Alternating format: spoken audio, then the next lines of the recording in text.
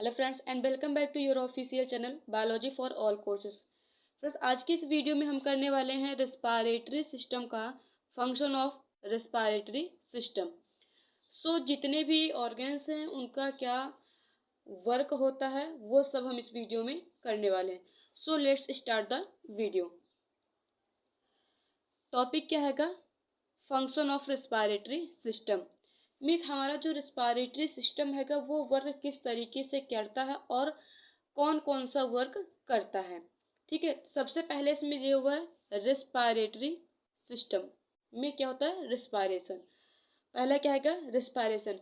Respiration किस तरीके से होता है हमारी बॉडी में उसको पूरा डिटेल्ड में देखेंगे। उससे पहले ऑस्मोसिस क्या होता है और डिफ्यूजन क्या होता है इसको जान लेते हैं, because is the most important topic.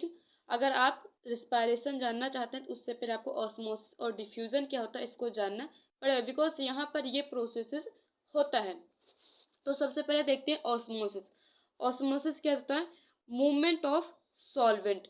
जो सॉल्वेंट होता है, सॉल्वेंट का मूवमेंट ही क्या होता है? ऑस्मोसिस होता है। ऑस्मोसिस अगर देखा जाए तो मोस्टली फ्लूइड, जो फ्लूइड होता है उसमें होता है।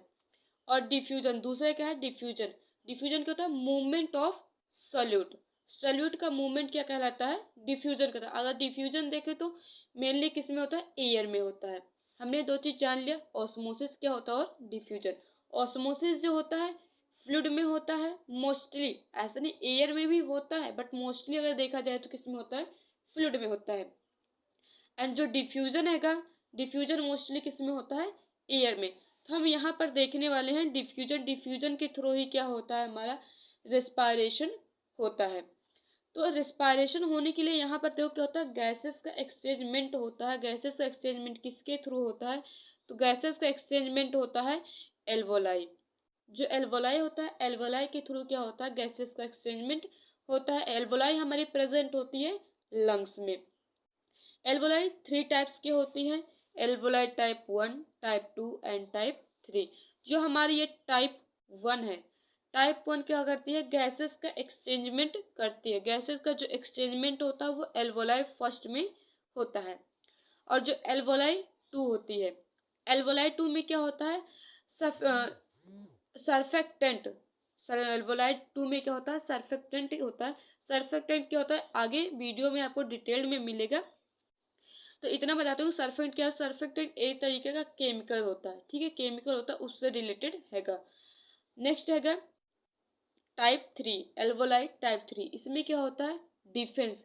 जो डिफेंस मैकेनिज्म होता है वो एल्वोलाई टाइप 3 में होता है। तो सबसे पहले देखते हैं एल्वोलाई टाइप 1। टाइप 1 में क्या होता है? ये हैगा हमारा लंग्स का डायग्राम हैगा। लंग्स ये क्या हैगा? हमारा ट्रैकिया हैगा। ये वाला पोर्शन हमारा क्या हैगा? ट्रैकिया हैगा। और जहां से ये टू पार्ट्स में डिवाइड हैगा, जहां से ये टू पार्ट्स में डिवाइड हैगा उसे क्या बोलते हैं? ब्रोंकी। इसे क्या बोलते हैं? ब्रोंकी बोलते हैं। और जहां से ये फिर से डिवाइड है, ग्रीन कलर में जो पोर्शन आपको दिखाया गया इसे बोलते हैं ब्रोंक्यूल्स। ये क्या होता है? ब्रोंक्यूल्स। जहां से डिवाइड हुआ वो हो गया ब्रोंकी। और जब लंग्स के अंदर एंटर किया जहां से, फिर से ये थ्री पार्ट्स में डिवाइड होता है, उसे क्या बोलते हैं? ब्रोंक्यूल्स। देन उसके बाद ये देखिए ब्राउन कलर में दिखाया हुआ है, ये फिर से थ्री पार्ट्स में डिवाइड होता है, जिसे क्या बोलते हैं? Bronchial capillary. क्या बोलते हैं? Bronchial capillary. और जो हमारा ब्रोंकियल कैपिलरी से ही हमारा अटैच्ड होता है क्या? एल्वोलाई। तो हमारी जो एल्वोलाई है, एल्वोलाई कहाँ से अटैच्ड होते हैं? ब्रोंकियल कैपिलरी से। तो हो गया हमारा लंग्स का स्ट्रक्चर। ठीक है, अब गैसेस का एक्सचेंजमेंट कैसे होता है, क्या प्रोसेस होता है उसको जानते हैं। हमारा जो लंग्स होता है वहां पर क्या होता है? एयर का एक्सचेंजमेंट होता है। किसके थ्रू? एल्वोलाई के थ्रू। तो यहाँ से जो एयर एंटर करती है 100% एयर रहती है। तो 100% एयर में बहुत सारी गैसेस होती हैं। फर्स्ट ऑक्सीजन कितना होता है? 21% होता है। नाइट्रोजन 78% होता है। और CO2 कितना होता है? 0.04% प्रेजेंट होता है। एंड अदर गैसेस भी होती हैं इसमें। तो देखो सबसे पहले देखते हैं ऑक्सीजन। ऑक्सीजन क्या होता है कि जो हमारी बॉडी में जब जाता है तो ये ब्लड को क्या बनाता है? ऑक्सीजनेटेड ब्लड बनाता है। और यही जब CO2 जब हो जाता है तो वो क्या होता है, डीऑक्सीजन मीन्स इम्प्योर ब्लड बना देता है। ऑक्सीजन प्योर ब्लड बनाता है और CO2 ब्लड को इम्प्योर बना देता है। बचा हमारा नाइट्रोजन। नाइट्रोजन का क्या वर्क होता है? नाइट्रोजन का अगर मेनली देखा जाए तो कोई वर्क नहीं होता है। ये 78% एंटर करती है जिस तरीके से, ठीक उसी तरह से ये 78% हमारी बॉडी से जब एक्सपायरेशन करते हैं तो ये बाहर भी निकल जाती है। ये सिर्फ इतना वर्क करती है कि जब जो हमारा लंग्स होता है, लंग्स को एक्सपेंड करने का काम करती है। और जो मॉलिक्यूलर वेट होता है इसका बहुत ही ज़्यादा होता है। अगर आपने केमिस्ट्री पढ़ा होगा तो केमिस्ट्री में रहेगा कि जो नाइट्रोजन होता है, नाइट्रोजन का मॉलिक्यूलर वेट सबसे ज़्यादा होता है। तो अब आप इस बात पर हैं कि 78% क्या करता है, ये इंटर करता है हमारी बॉडी में, और 78% ही ये क्या कर सकता है, क्या करता है, आउट भी हो जाता है। इंस्पायरेशन करते हैं तो बॉडी में जाता है और एक्सपायरेशन करते हैं तो बॉडी से आउट हो जाता है। और अगर क्वेश्चन पूछा जाता है कि हमारी बॉडी में सबसे ज़्यादा गैसेस जब हम इंस्पायरेशन करते हैं तो उस टाइम पर सबसे ज़्यादा कौन सी गैस होती है, तो कौन सी होती है, वो नाइट्रोजन होती है। कितनी होती है? 78% होती है। और इसका एक वर्क ये भी हो, जैसे अगर आपने ऑपरेशन थिएटर में जब ऑपरेशन होता है पेशेंट का, तो पेशेंट का जो स्टमक होता है, स्टमक को एक्सपैंड करने के लिए क्या किया जाता है, वहाँ पर नाइट्रोजन का क्या किया जाता है, उनकी बॉडी में फिल किया जाता है, जिसकी वजह से क्या होता है, उनका जो स्टमक होता है वो एक्सपैंड किया जाता है। मोस्टली तो वैसे CO2 यूज होता है, बट कुछ हॉस्पिटल्स में क्या होता है, कुछ डॉक्टर्स क्या करते हैं, N2 का भी N2 भी क्या करते हैं, बॉडी में फिल करते हैं। किस लिए? स्टमक को एक्सपैंड होने के लिए, वो भी ऑपरेशन टाइम पर। आई होप ये आप लोगों को क्लियर होगा।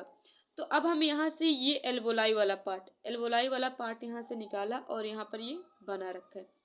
तो एल्वोलाई में क्या होता है, देखो एल्वोलाई में क्या होता है, जो हमारा O2 होता है, O2 की जो वैल्यू होती है वो क्या होती है, ज़्यादा होती है, और CO2 की वैल्यू क्या होती है, कम होती है। वहीं इस साइड हमारा क्या हैगा, आर्टेरियल कैपिलरी हैगा, और इस साइड क्या हैगा, वेनस कैपिलरी हैगा।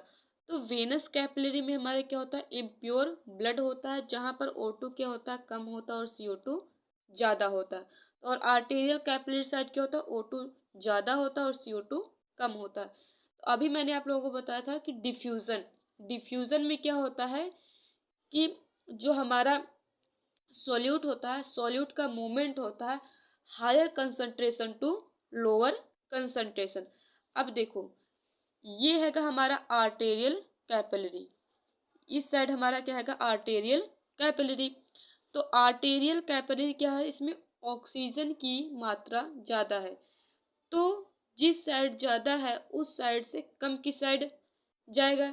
अगर आप नॉर्मली अगर एग्जांपल लेना चाहें, जैसे कि जो पानी होता, अगर पानी आप गिराएंगे जैसे कि तो उस साइड वो किधर से जाएगा, जिस साइड पानी नहीं रहता है।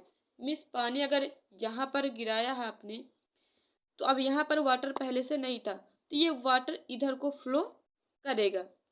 ठीक उसी तरह से हमारा जो O2 होता है वो higher concentration to lower, means इधर ज़्यादा है और इधर कम है, तो इधर से किधर जाए, इधर को जाएगा।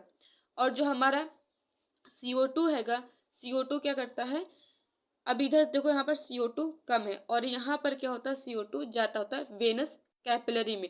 तो वेनस कैपिलरी से हमारा जो CO2 होता है वो किस में जाता है, आर्टेरियल कैपिलरी में। और जब आर्टेरियल कैपिलरी में जाता है तो अब यहाँ पर क्या हुआ, CO2 की मात्रा ज़्यादा हो गई। जब हमने इंस्पायरेशन किया था तो ये कंडीशन थी कि O2 जो था हमारा क्या था, ज़्यादा था, और CO2 कम था। अब यहाँ पर क्या हुआ, एक्सचेंजमेंट हुआ और इसका अपोजिट हो गया, O2 कम हो गया, CO2 ज़्यादा हो गया। देन जब हम एक्सपायरेशन करते हैं, जब हम ये एक्सपायरेशन कर रहे हैं तो हमारी जो CO2 है एक्सपायरेशन के थ्रू क्या हो रही है, आउट हो जा रही है। यहाँ पर एक मेम्ब्रेन होती है जो हमारी आर्टेरियल कैपिलरी होती है, मीन्स एल्वोलाई होती है, यहाँ पर एक मेम्ब्रेन होती है जिसे क्या बोलते हैं, सेमी परमिएबल मेम्ब्रेन बोलते हैं। सेमी परमिएबल मेम्ब्रेन कैसे होती है, इसमें सिर्फ वही चीज़ें जाती हैं जो कि क्या होती है, इम्पोर्टेंट होती है, एंड अदर चीज़ें नहीं जाती हैं। जैसे कि यहाँ पर ये मैंने डायग्राम्स के थ्रू बना रखा है, इधर कुछ पार्टिकल्स दिए हैं और इधर कुछ पार्टिकल्स दिए हुए हैं। इधर वाटर हैगा, इधर क्या है, वाटर और सोडियम हैगा। अब देखो इधर से इधर क्या, तो सोडियम जो ग्रीन कलर से दिखाया हुआ है वो सोडियम का पार्टिकल्स है। सोडियम का पार्टिकल्स लार्ज है और वो इम्पोर्टेंट भी नहीं है, इसलिए ये सेमी परमिएबल के थ्रू इधर नहीं जा पाएगी, सिर्फ और सिर्फ वाटर का फ्लो ही इधर से इधर जा पाएगा। ठीक उसी तरह से हमारे यहाँ पर भी कैसे क्या होता है, सेमी परमिएबल मेम्ब्रेन होती है जो O2 को जाने देती है और CO2 को आने देती है। ये पूरा प्रोसेस था कि किस तरीके से गैसेस का एक्सचेंजमेंट होता है। नेक्स्ट फंक्शन है इसका ऑल्फैक्शन। क्या हैगा, ऑल्फैक्शन। तो ये ऑल्फैक्शन का क्या मतलब होता है, ऑल्फैक्शन का मतलब होता है सेंस ऑफ स्मेल। स्मेलिंग का भी सेंस होता है। रिस्पायरेशन सिस्टम में अगर आपने लेक्चर देखा हो तो उसमें मैंने नोज एंड नेजल कैविटी की वीडियो प्रोवाइड कर रखी है चैनल पर। उसमें देखिए नोज और नेजल कैविटी होती है जो हेल्प करती है किसमें, सेंस ऑफ ऑल्फ स्मेल। मीन्स स्मेल किसी चीज़ की, जैसे फॉर एग्जांपल अगर आप कहीं जा रहे हैं और वहाँ पर किस तरीके की स्मेल आ रही है, अच्छी आ रही है, गंदी आ रही है, मीन्स तो उस चीज़ों को आप जानने के लिए क्या करते हैं, नोज का यूज़ करते हैं। और जो नोज होता है वो हमारा रेस्पिरेटरी सिस्टम का ऑर्गन होता है। नेक्स्ट हैगा prevent the foreign particles. Foreign particles means जो डस्ट पार्टिकल्स होते हैं, किस तरीके से डस्ट पार्टिकल्स का क्या होता है, प्रिवेंशन होता है।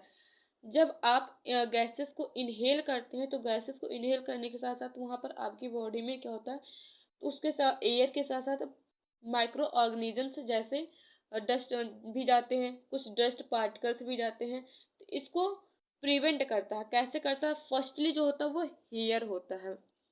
नोज में, सभी के नोज में हेयर प्रेजेंट होता है जो क्या करता है, जो डस्ट पार्टिकल्स होता है उसको क्या करता है, ट्रैप कर लेता है।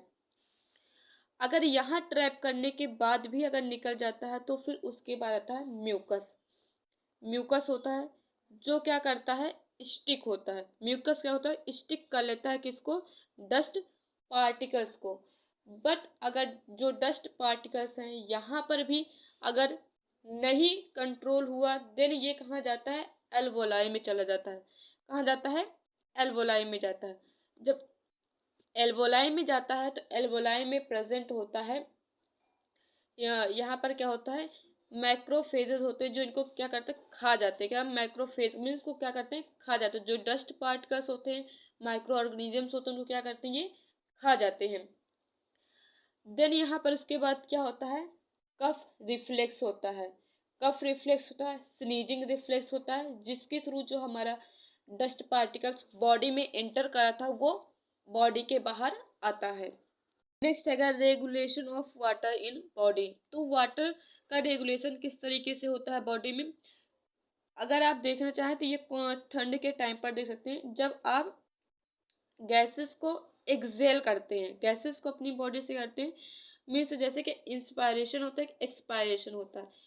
मीन्स इंस्पायरेशन में क्या होता है, गैसेस को इनहेल किया जाता है, और एक्सपायरेशन में क्या किया जाता है, गैसेस को एक्सहेल किया जाता है। जब हम गैसेस को एक्सहेल करते हैं, बॉडी से आउट करते हैं, तो उस टाइम पर अगर आप देखें तो आपकी बॉडी से क्या होता है, फॉग जैसा कुछ निकलता है। तो वो क्या होता है, वाटर होता है, जिसकी वजह से क्या होता है, हमारी बॉडी में वाटर लॉस होता है।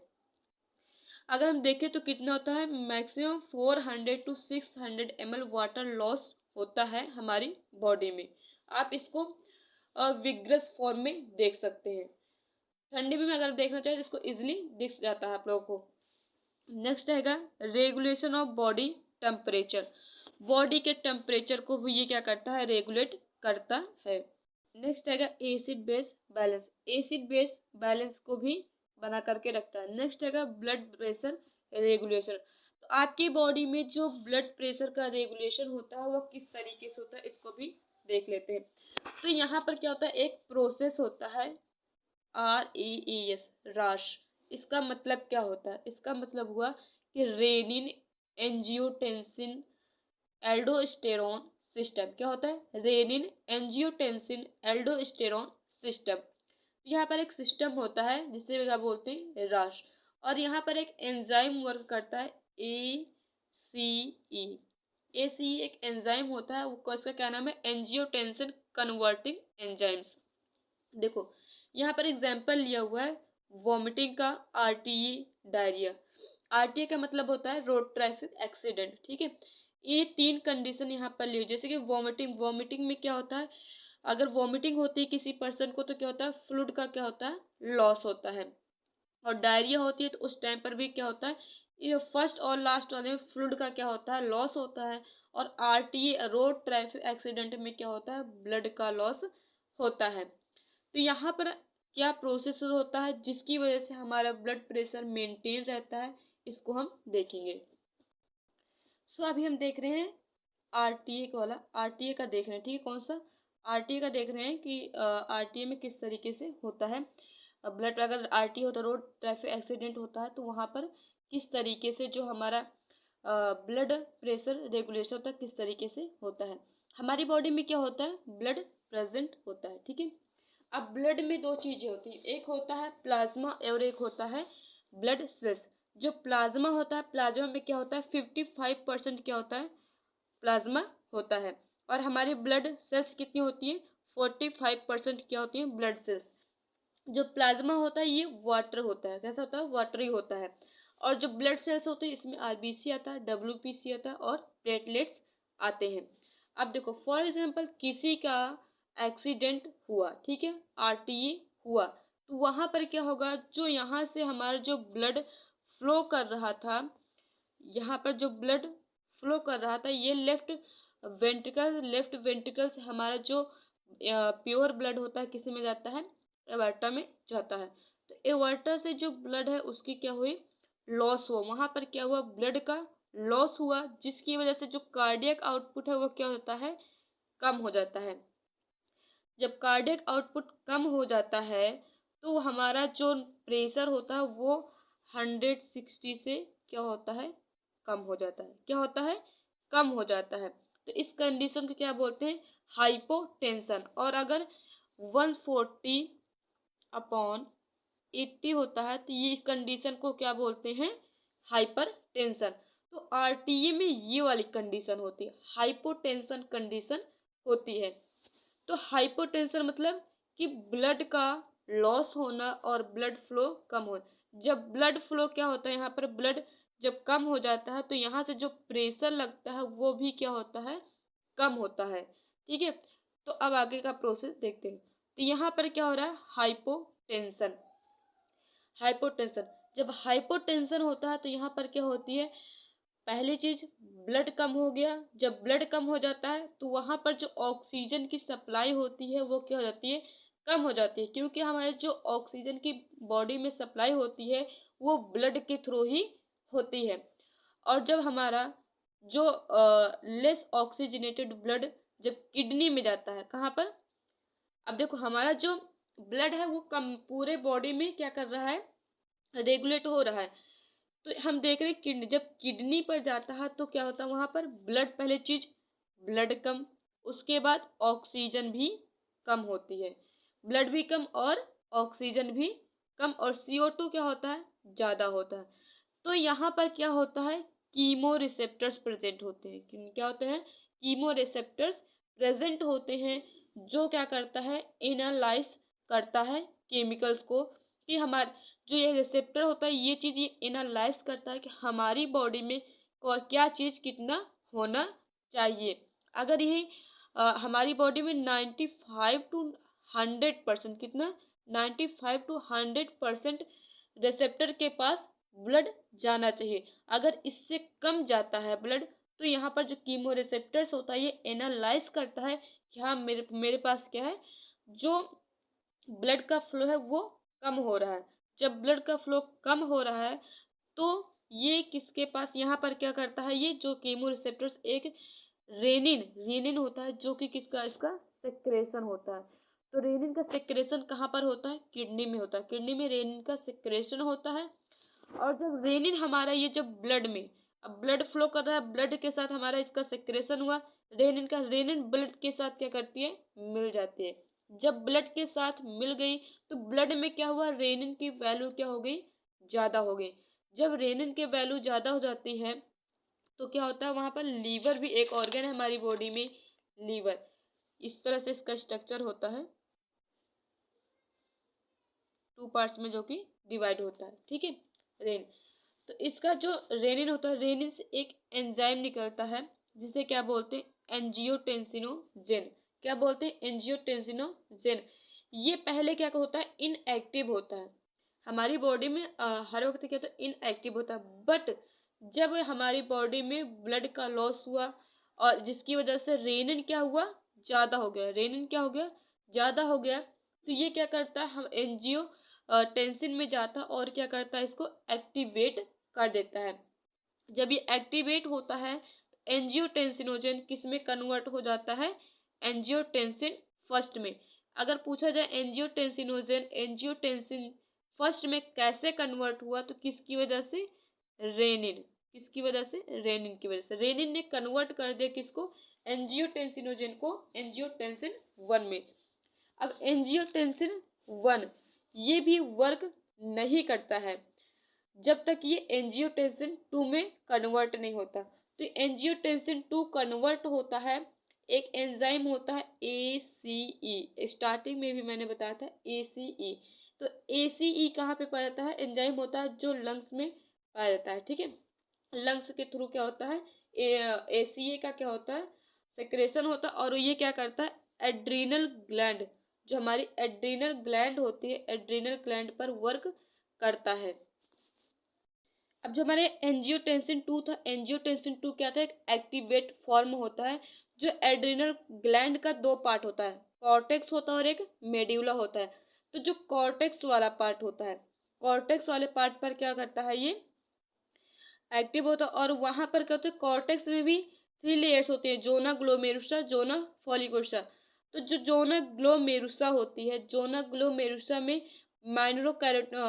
माइनरोकॉर्टिकॉइड हार्मोन्स का क्या होता है, सेक्रेशन होता है, जिसे क्या बोलते हैं, एल्डोस्टेरोन। एल्डोस्टेरोन का क्या होता है, सेक्रेशन होता है।